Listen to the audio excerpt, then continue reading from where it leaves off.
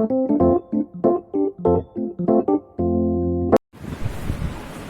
Friends, this is Yash और you are watching physics as I feel.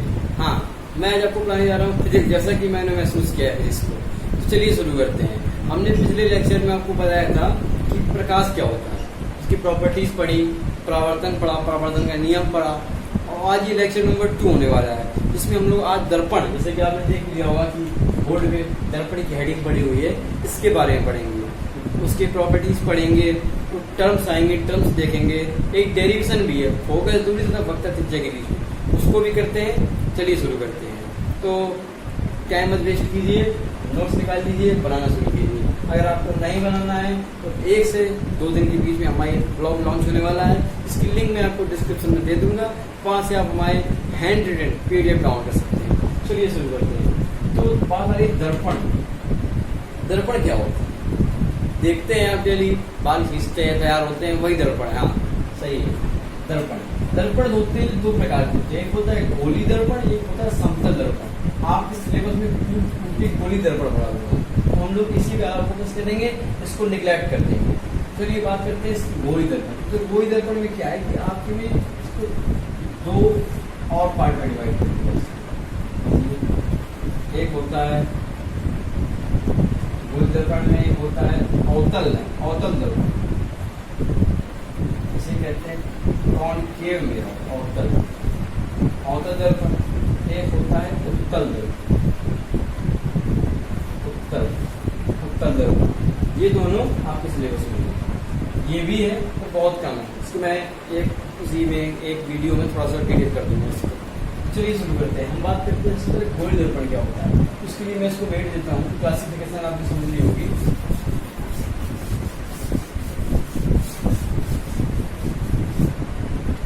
दर्पण में हम चालू करने वाले गोलीय दर्पण, स्फेरिकल मिरर। चलिए शुरू करते हैं। तो होता क्या है गोली दर्पण? What is spherical mirror? गोली दर्पण क्या होता है? उसको एक प्रकार के कांच का खोखला गोला होता है। ये देखिए, कांच का एक खोखला गोला, जिसे हम लोग गोली दर्पण कहते हैं। बस इतना बात। और एक और चीज होती है जो इसका एक पृष्ठ है, ये मैं इसमें आप पृष्ठ बना देता हूँ, इस प्रकार से पृष्ठ होगा। तो जो पृष्ठ होता है ये होता है उसका पृष्ठ। कांच का है, इसको कहते हैं हम लोग गोली पृष्ठ। कांच के बने हुए खोखले गोले को हम लोग कहते हैं गोली दर्पण, तब उसके बाहरी पृष्ठ गोली पृष्ठ। ओके, इस प्रकार बना सकते हैं। 3D में देखा जाए तो गोली दर्पण। ओके, बस बिल्कुल नहीं। अब आपको चाहिए कि गोली दर्पण के 2 पार्ट होता है, मैंने आपको अवतल क्या होता है। तो अगर मैं देखिए मेरी चीजें कि मैं अगर इसको 20 से काट देता हूँ, तो मैंने इसको 20 से कट कर दिया। ओके, अब मैं देखिए इस तरफ वाला पार्ट उठा के यहाँ बनाता हूँ, मैं इसको यहाँ बनाऊंगा। ओके, तो अब इस पार्ट में मैं फिर इसके उभरे हुए तल पर पॉलिश कर दूँ। पॉलिश में एक्चुअली क्या होता है, हम लोग एक सिल्वर की कोटिंग करते हैं, तो ब्लैक पेंट करते हैं। हम लोग नहीं करते हैं, GCN और वो कहते हैं साइंटिस्ट लोग करते हैं। तो इस प्रकार उसकी पॉलिश रहती है। और इसके अंदर वाले तल से, इसकी कॉनकेव यानी कि अंदर गुफा वाले तल से परावर्तन होता है। ये लाइट आई, ये परावर्तन होता है। और यदि आप परावर्तन नहीं जानते तो आपको कुछ नहीं करना है, कुछ तो करना पड़ेगा। मतलब आपको मेरी लिंक उसमें चैनल की इसी वीडियो की डिस्क्रिप्शन में लिंक, तो आपको क्लिक करना है, पहुंच जाएंगे। Chapter first, light and reflection 01 जिस HIC। ओके, तो ये होता है अवतल दर्पण। तो आप इसकी डेफिनेशन ले सकते हैं कि गोली दर्पण का वह दर्पण, ये गोली दर्पण का वह भाग इसके उभरे हुए पृष्ठ पर पॉलिश हो तथा उसके धसे हुए तल यानी कि उसके कॉनकेव अंदर की गुफा वाले तल से उसका परावर्तन हो प्रकाश की किरण, उसको हम लोग कहते हैं अवतल दर्पण। ओके, ये हो गया हमारा अवतल दर्पण। इसको लिख दीजिए आप, अवतल।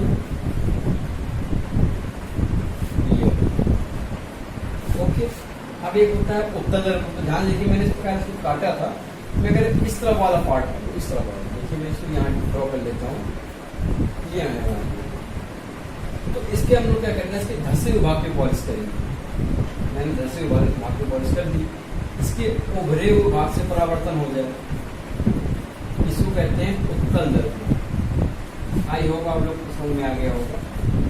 जिस दर्पण के उभरे हुए भाग पे पॉलिश करें तथा धसे हुए भाग से परावर्तन हो उसको कहते हैं अवतल दर्पण, और जिस दर्पण के धसे हुए भाग पे पॉलिश हो, उभरे हुए भाग से परावर्तन हो, उसे कहते हैं हम लोग उत्तल दर्पण। ओके, ये था छोटा सा कहते हैं इनकी डेफिनेशन या इंट्रोडक्शन को समझ लीजिए। अब हम इनके कुछ टर्म्स हैं, अच्छे टर्म्स हैं, उनकी डेफिनेशन याद हम पढ़ते हैं, फिर शुरू करते हैं।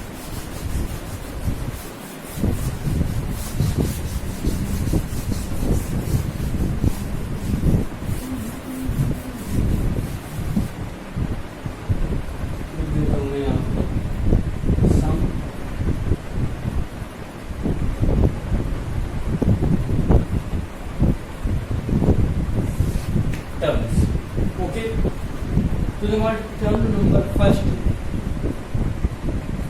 वो है वक्रता केंद्र। वक्रता केंद्र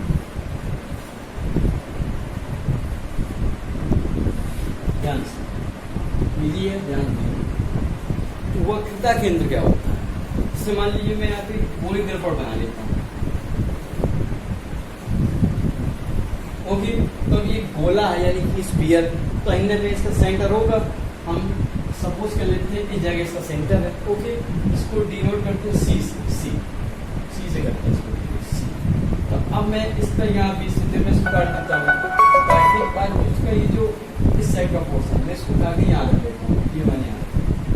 ओके, ये अवतल दर्पण है जिसके उभरे हुए भाग की पॉलिश हो, तो धसे हुए भाग से परावर्तन हो। ओके, तब यहाँ पे मैंने प्रिंसिपल एक्सरसाइज की थी। तब देखिए ये मैंने इसकी इतने पार्ट को उठा के यहाँ रखा, ध्यान से इसको मैंने यहाँ रख दिया। ओके, तब जो इसका सेंटर है वो उससे कितनी दूर होगा?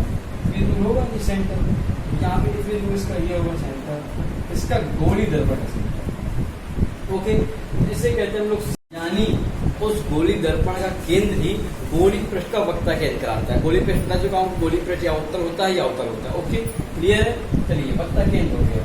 अब फिर जो हमारा टर्म आता है वो होता है वक्रता त्रिज्या। वक्रता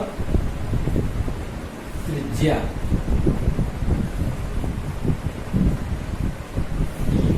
यानी कि वक्ता त्रिज्या क्या होती है बता रहा हूँ। इस वो हम कहते हैं ध्रुव।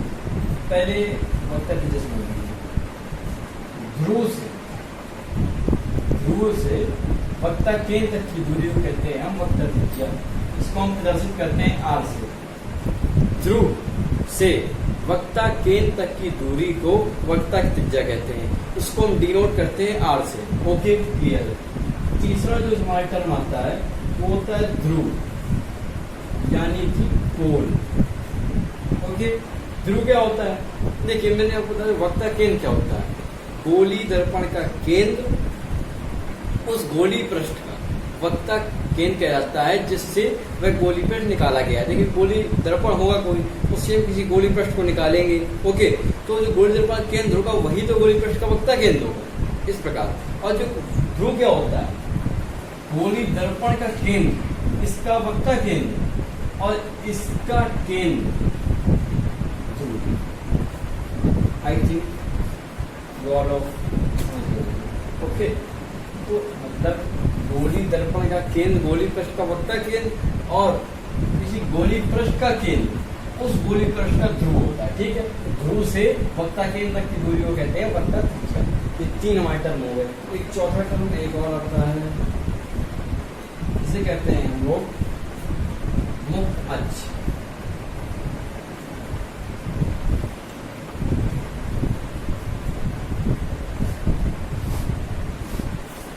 ओके, मुख्य अक्ष क्या होता है? मुख्य अक्ष में कुछ नहीं, प्रिंसिपल एक्सिस यानी वह अक्ष जो किसी गोली पृष्ठ के वक्ता केंद्र से होता हुआ ध्रुव को क्रॉस कर जाए, मतलब पार कर जाए। यानी कि या ऐसे कह सकते हैं वह रेखा जो किसी गोली पृष्ठ के वक्ता केंद्र तथा ध्रुव से जाती है उसे हम लोग मुख्य अक्ष कहते हैं। ओके, ये हमारा मुख्य अक्ष हो गया। और पांचवा एक आता है ये तो मोस्ट इम्पोर्टेंट हमारा, मोस्ट इम्पोर्टेंट इसे कहते हैं हम लोग मुख्य फोकस।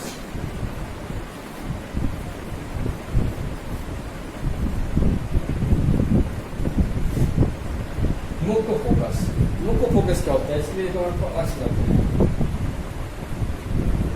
ये मैंने एक अवतल दर्पण यानी कौन की मेरे बना ली, मैंने किस प्रिंसिपल सी दी, ये पी सी।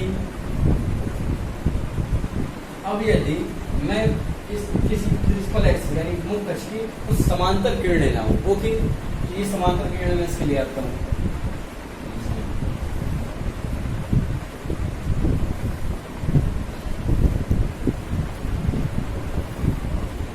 ये हमारा मुख्य अक्ष था, ये मुख्य अक्ष, ओके,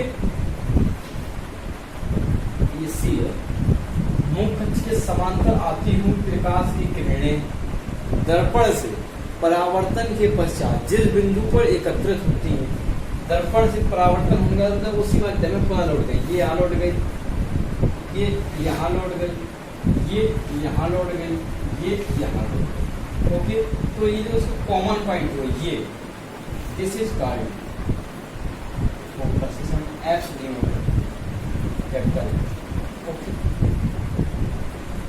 किसी दर्पण की गोली पृष्ठ की समांतर आती हुई प्रकाश किरणें, मुख्य अक्ष के समांतर आती हुई प्रकाश किरणें जिस बिंदु पर परावर्तन के पश्चात जिस बिंदु पर एकत्रित होती है, या मैं यहाँ उत्तर दर्पण बना दूँ, ओके, मैं उत्तर दर्पण यहाँ बनाएंगे, उसको मेरे उत्तर बना दूँ।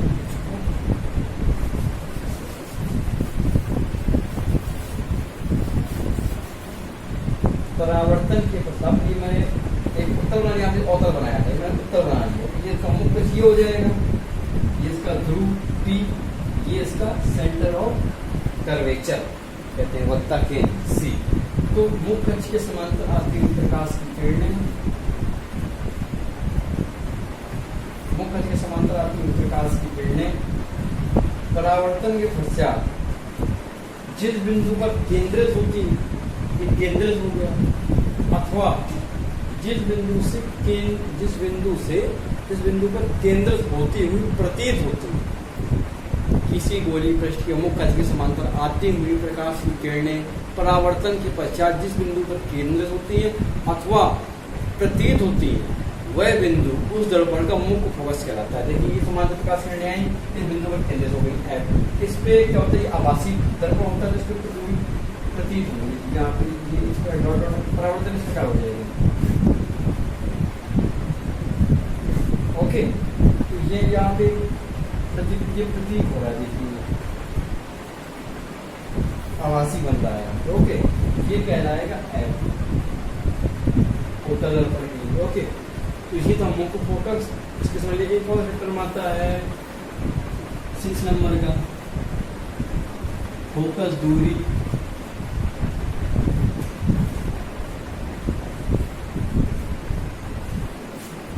हम लोग बताते हैं small F.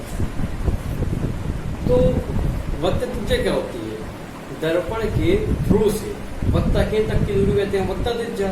Same as is, ये मैंने दर्पण बना दिया, ये इसका ध्रुव दर्पण एक्सिस, इसका यहाँ एफ होगा। तो ध्रुव से मुख्य फोकस तक की दूरी को हम लोग कहते हैं फोकस दूरी, ओके। सब कुछ क्लियर हो गया, ये हमारे टर्म्स है। तो अब हम लोग एक रिलेशन पढ़ने वाले हैं, वो है फोकस दूरी तथा वक्ता त्रिज्या के बीच में रिलेशन।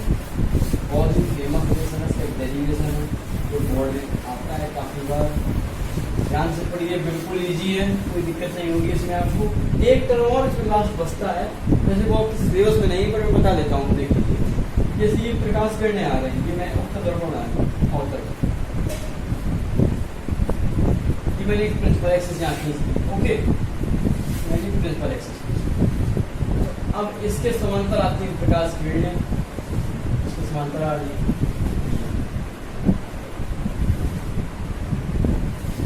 परावर्तन के पश्चात जिस बिंदु पर एकत्रित होती है, ये परावर्तन हो गई, यहाँ निकल गई, इसी प्रकार यहाँ निकल गई, यहाँ निकल गई, यहाँ पे। ओके, तो ये क्या होगा, ये एफ होगा, मतलब मुक्त फोकस कहते हैं हमसे कि ये जो मुक्त फोकस ये तल पे होता है, जो तल हमेशा मुक्त अक्ष के लंबवत होता है। यानी कि जैसे कि मैं अगर यहाँ पे देखिए, मैं मुक्त अक्ष को सिर्फ यहाँ उठा लेता हूँ, मुक्त अक्ष भी उठा लेता हूँ, मैंने मुक्त अक्ष यहाँ रखी है, सर मुक्त अक्ष यहाँ दर्पण भी होगा। तो यहाँ पे अगर ये एफ है, ये है एफ, ओके, ये क्या तल में कैसे मैं फील करने की कोशिश कर रहा था, फील हो जाए, ध्यान दें इस प्रकार परपेंडिकुलर हो, जैसे मेरे पास मेरी कॉपी है, तो ये जो मुक्त अक्ष है इसके इस प्रकार एक तल है परपेंडिकुलर लंबवत है, तो इसके इस बिंदु पर तो कहीं भी हो सकता है, मुक्त अक्ष के लंबवत है, उस तल पर ही फोकस दूरी मुख्य फोकस लाई करता है, यानी कि उस पर स्थित होता है। तो ये हमारे सभी टर्म हो गए। अब एक डेरिवेशन है, उसको भी आइए देखें।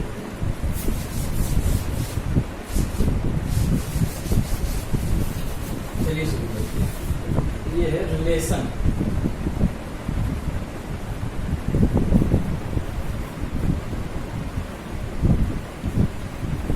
बिटवीन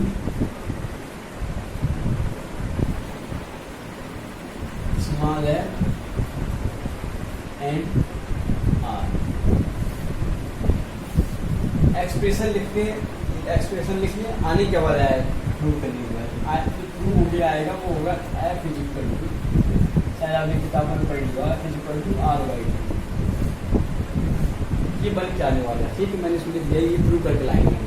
तो इसको प्रूव करने के लिए हम एक दर्पण चुन लेते हैं, अवतल चुनिए, उत्तल चुनिए, सेम डेरिवेशन में अवतल करके चाहता हूँ, अवतल, ये मैंने अवतल यानी कि कॉनकेव मिरर बना लिया।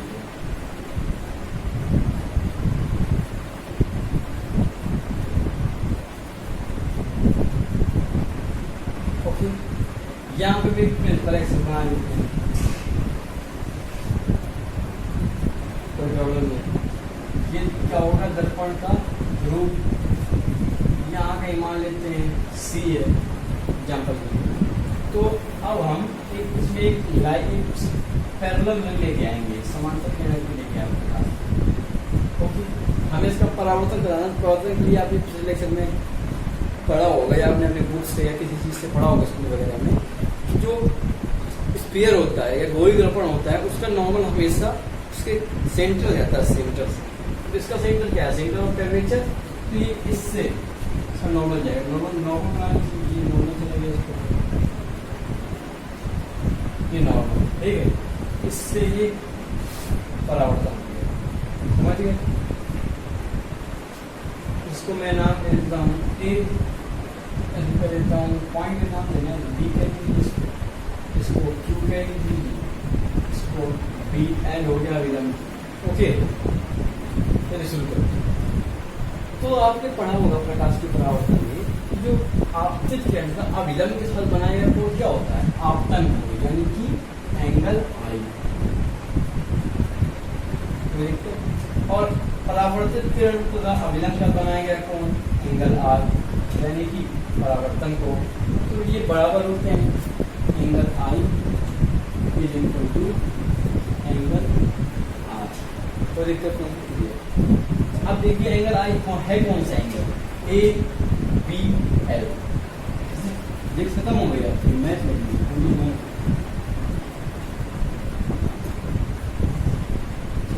ए बी सी हो गया, A B C equal to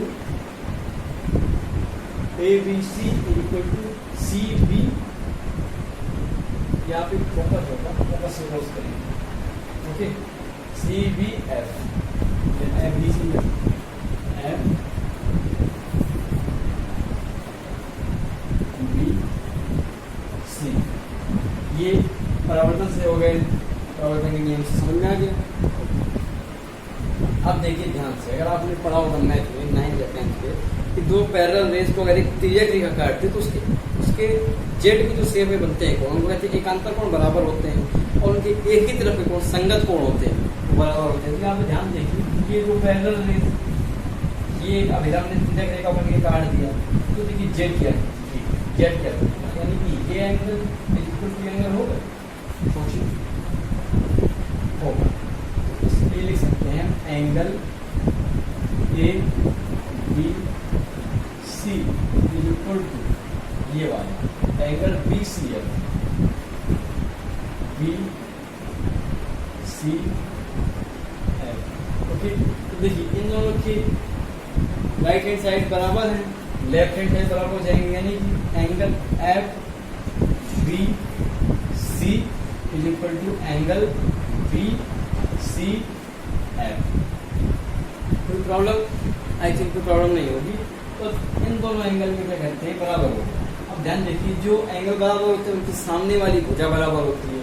तो एफ बी सी क्या रखो, एफ बी सी, ये वाले हैं सामने भुजा कौन सी एफ, तो C F is equal to B C F क्या रखो, उनके सामने भुजा कौन सी बी एफ, हमने लिख लिया बी एफ। ओके, अब क्या करना है, ये एक अजम्पशन क्या आपके सिलेबस में यही है, माना गया अजम्पशन कि जो आपका वक्रता क्या होती है, उसकी घुमाव कहते हैं, चढ़ाव कहते हैं। ओके, ये आपकी स्मॉल अपर्चर कहते हैं, अपर्चर कहते हैं इंग्लिश में। तो स्मॉल अपर्चर के आपके मिरर है आपके सिलेबस में। तो हम लोग अजम्पशन मान लेते हैं कि जो ये पॉइंट बी है ये पी पर ही राइट कर रहा है। ओके, तो इससे अगर यहाँ देखें आप इस पॉइंट से तो क्या होगा, पी पर है अगर, तो देखिए ये बी एफ जो है तो उठा के जाऊँ तो बी पी हो जाएगा, यानी कि क्या हो रहा है, B F is equal to क्या हो गया, बी टी। सही है, ये तो हो गया। एक्चुअली कह तो ही रहा है ना। अब अगर ध्यान देखें आप इस इक्वेशन से, C F is equal to B F is equal to B P.